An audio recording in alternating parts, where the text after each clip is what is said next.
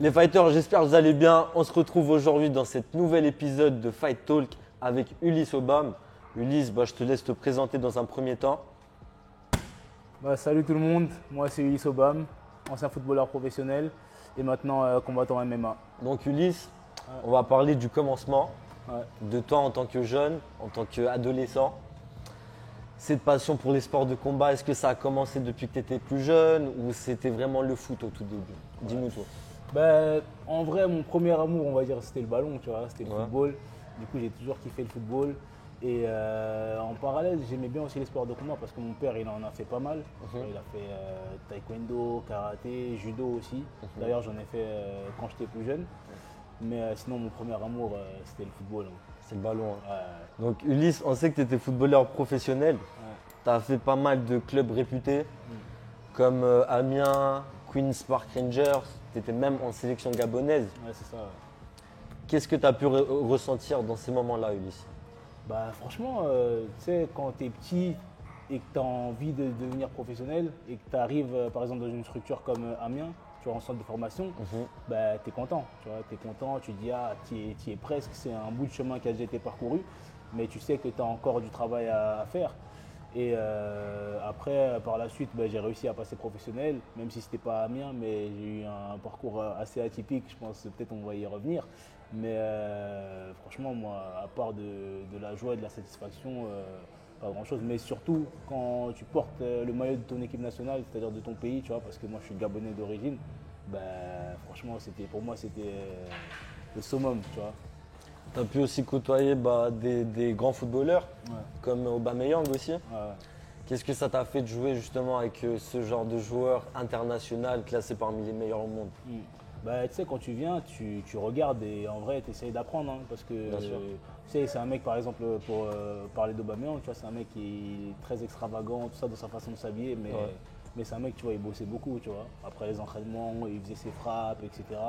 Donc, tu vois, quand tu arrives dans ce genre d'environnement, tu regardes, tu observes et tu essaies d'apprendre pour prendre chaque chose de chacun, tu vois. Pour toi, ramener ça dans tes habitudes et essayer de t'améliorer tout simplement. Et cette discipline de professionnel, est-ce que ça a pu t'aider quand tu as fait la transition de footballeur au combattant de MMA ou pas du tout? Je pense un peu en termes de conditions physiques, tu vois, parce que par exemple musculairement j'étais déjà présent, même si c'est des entraînements différents, mais j'avais déjà un certain rythme de vie, une certaine hygiène de vie qui a fait que ça a pu faciliter cette transition-là, tu vois. Donc je pense que ça m'a aidé. Et en ce qui concerne tes combats, avant de faire ton premier combat en amateur en MMA, je me rappelle, tu as dû faire un combat en pied-point, c'est ça? Non, le combat en pied-point, je l'ai fait juste avant mon dernier combat. Là. Ok. Mais sinon, avant ça, j'ai commencé direct par le MMA. Ton premier combat, c'était un MMA, il n'y a pas eu de compétition de grappling, il n'y a pas eu de rien. Directement, tu es rentré dans le bain, les gars, parmi les requins. Les gars, grappling, là, j'ai pas envie d'avoir les souffleurs. Donc pour l'instant, le grappling, non. J'ai envie d'en faire une, tu vois. Et comme je t'ai dit là, faut faire attention aux oreilles, l'esthétique. Les oreilles, depuis, c'est important ça. Mais ça t'a fait quoi de rentrer dans la cage pour la première fois, Ulysse? Franchement, tu sais, moi, je suis quelqu'un, j'ai pas trop de pression en temps normal, tu vois.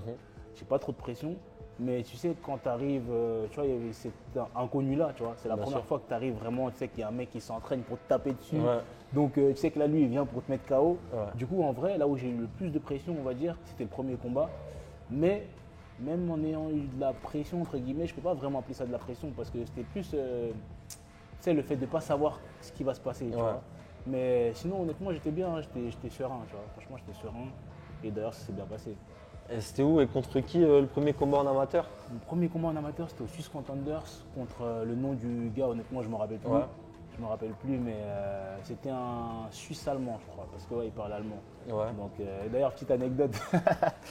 Tu vois, je gagne par KO. Et tu sais, après. Premier combat KO? Ouais, premier combat, je gagne par KO. Et quand je le revois après et tout, genre on parle un peu, je lui dis mais toi tu viens de quelle discipline et tout? Et je crois qu'il m'a dit qu'il venait du kickboxing, un truc comme ça. Mais sinon il avait des bases. Gros, voilà. Mais sinon il avait vraiment commencé par le MMA. Et après il me demande et toi? Et je dis ouais moi de base je suis footballeur. Après je l'entends parler en allemand avec son pote et tout, sa tête elle s'est décomposée.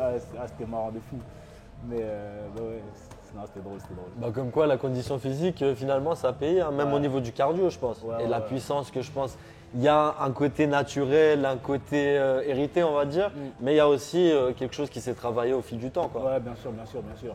Je pense que ouais, ma génétique, elle y est pour pas mal. Mais le fait d'avoir fait pas mal de renforcement Bien avec sûr. le foot, etc. Au niveau professionnel aussi. Exactement, ouais, c'est ça. Tu vois, tu as une certaine structure, tu as une certaine rigueur aussi qui fait que bah, ça te suit en fait. Bien sûr, Ça te suit. bien sûr. Et parlons un peu maintenant de ton dernier combat Ouais. qui a fait beaucoup, beaucoup parler. Le combat contre Anis, à À l'AEC. Nice, À Nice. le fameux. Le fameux Anis. Alors, comment ça s'est passé? Il y a eu du trash talking, il y a eu une grosse prépa, j'ai vu, il y a eu un mélange de tout ça. Ouais. Peux-tu nous expliquer un peu de quelle manière ça s'est déroulé tout ça? Bah déjà, la prépa, franchement, ça va, ça s'est bien passé. C'est la perte de poids, ça s'est aussi très très bien passé. Parce que ce qu'il faut savoir, c'est que comme là, je combats encore en amateur, Bien sûr. tu sais, et en vrai, c'est mes premiers combats. Donc, je me cherche encore un peu dans ma façon de perdre le poids, etc. Donc, honnêtement, je le fais un peu à l'arrache, on va dire, Ouais. tu vois. Ça veut dire, mais là, honnêtement, celle-là, elle s'est très très bien passée. Et voilà, hein. Après, le jour du combat, honnêtement, j'étais bien. J'étais bien. Tu vois, premier round, ça se passe bien. J'ai réussi à le ramener au sol. Après, on échange un peu debout, Ouais. etc. Mais après, j'ai pas compris le deuxième round, j'avais plus de cardio. Tu vois, je pense que ça s'est vu un peu. Ouais. Et du coup, j'ai réussi quand même à finir le combat. Ouais. Mais honnêtement, tu sais, juste après le combat, j'étais déçu un peu, tu vois. Parce que moi, je savais au fond de moi qu'en vrai, j'avais beaucoup plus, tu vois. Mais Bien sûr. avec le cardio, j'arrivais pas à pousser. Mais même là, comme ça, là, j'ai regardé le combat au moins, franchement, 5-6 fois. Ouais. Et je me dis, en vrai, purée, tu sais que si le cardio, il me lâche pas, il y avait grave la place, tu vois. Mais c'est comme ça, en tout cas, le fait est que voilà, C'est j'ai le combat. perdu, j'ai perdu, ouais, voilà. Mais sinon, franchement, ça s'est bien passé, tu sais, même l'avant-combat, tu vois, il y a un peu de trash talk, comme tu as dit, mais tu vois, c'était dans le respect. Bien sûr. Et moi, honnêtement, j'ai rien pris de manière personnelle, tu vois. D'ailleurs, après le combat, on a bien parlé, tout ça, et force à lui, tu vois. Mais t'en as pensé quoi du niveau de ton adversaire, justement, d'Anis? Franchement, pas mal, pas mal. Tu vois, en fait, c'était surtout purement technique. Il avait certains déplacements qui Ouais. faisaient que. Tu ressentais l'aisance technique Ouais, voilà, tu vois. Mhm. Mais je sentais aussi qu'il avait, je sais pas si je peux appeler ça de la peur, mais il craignait, en tout cas, il respectait beaucoup ma puissance. tu Il vois. avait la main sur le frein un peu. Voilà, tu Ouais. vois, je sens qu'il respectait énormément ma puissance. Et comme je t'ai dit, j'ai regardé le combat au moins 5-6 fois. Il se cachait beaucoup derrière ses coups, tu vois.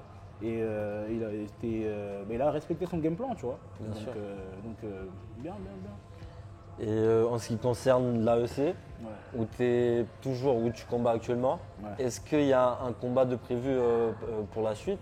Là, moi, j'ai signé un multi-fight avec eux. Donc là, il me reste 2 combats avec eux, Bien sûr. sur mon contrat en tout cas. Mhm. Et là, il y a un événement le 18 janvier et un autre le 8 février. Moi, je leur ai dit, je vais être sur les 2. Tu vois, j'ai envie d'enchaîner. Après, peut-être que pour le 18 janvier, ça va être un peu court. Donc, mais en tout cas. Plutôt février. Ouais, voilà, plutôt février, j'espère. Après, il n'y a rien de signé ou quoi. J'ai pas encore eu d'adversaire ou quoi, mais j'espère vraiment être au moins pour février, tu vois. Toi, personnellement, Ouais. est-ce que tu as un combattant à call-out, une revanche à faire avec qui que ce soit, ou c'est plutôt tu prends ce qui te vient et puis finalement tu t'en fous un peu? Ouais, n'importe qui.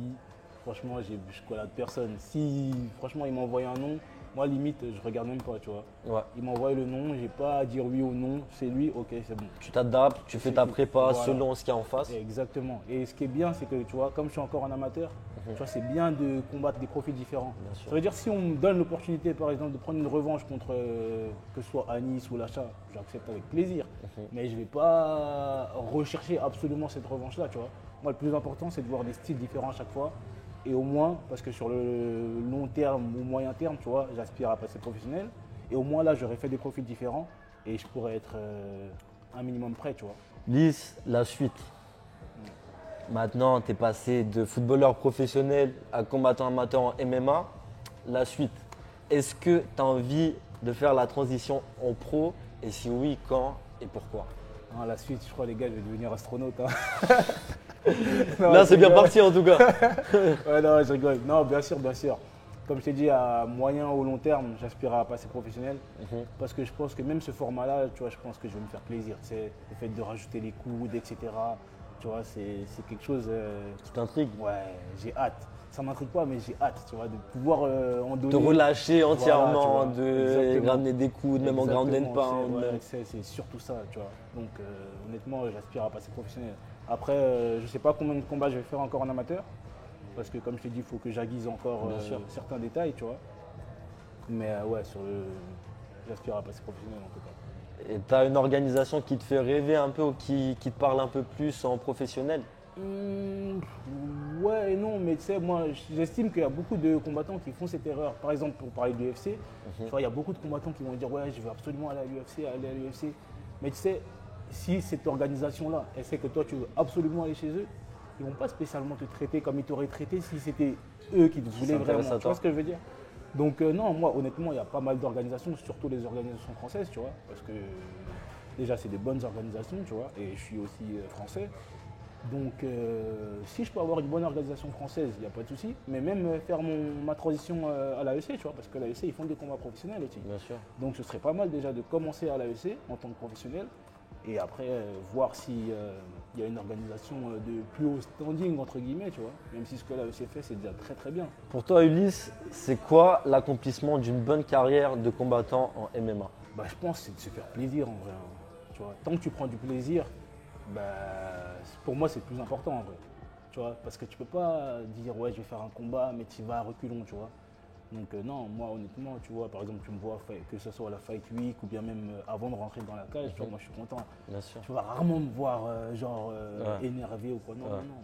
Tu vois, dans la vie de tous les jours je suis quelqu'un de très chill, tu vois, et donc ça sert à rien de s'inventer une vie, moi je trouve, tu vois. Et est-ce que tu as un combattant qui t'inspire à travers son style ou sa manière de faire, que ce soit même le trash talking, même sa manière de combattre, sa technique, etc.